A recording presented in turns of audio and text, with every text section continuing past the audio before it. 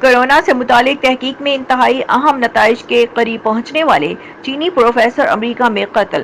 دنیا بھر میں کورونا وائرس پر تحقیق کی جا رہی ہے، تاہم اسی دوران امریکہ سے ایک انتہائی افسوسناک خبر آئی ہے۔ امریکہ کے پیٹرز برگ یونیورسٹی میں کورونا وائرس پر تحقیق کرنے والے ایک چینی پروفیسر کو مبینہ طور پر قتل کر دیا گیا۔ غیر ملکی خبر رساں ادارے کے مطابق یونیورسٹی کا کہنا ہے کہ مقتول پروفیسر کورونا وائرس کے حوالے سے اپنی تحقیق میں انتہائی اہم نتائج کے بالکل قریب پہنچ چکے تھے۔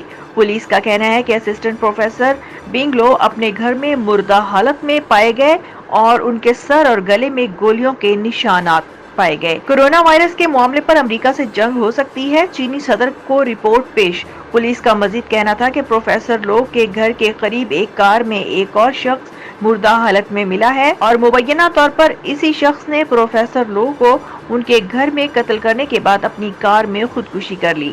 پولیس کا ماننا ہے کہ دونوں افراد ایک دوسرے کو جانتے تھے، مگر اس بات کے شواہد موجود نہیں ہیں کہ پروفیسر لو کو چینی شہری ہونے کی وجہ سے قتل کیا گیا۔ پیٹرز برگ یونیورسٹی نے اپنے بیان میں پروفیسر لو کے انتقال پر انتہائی دکھ اور افسوس کا اظہار کیا ہے۔ پروفیسر لو کے یونیورسٹی میں موجود ساتھیوں کا کہنا ہے کہ پروفیسر لو کورونا وائرس کے حوالے سے انتہائی اہم تحقیق کر رہے تھے اور وہ اس بارے میں بہت ہی اہم نتائج کے قریب پہنچ چکے تھے۔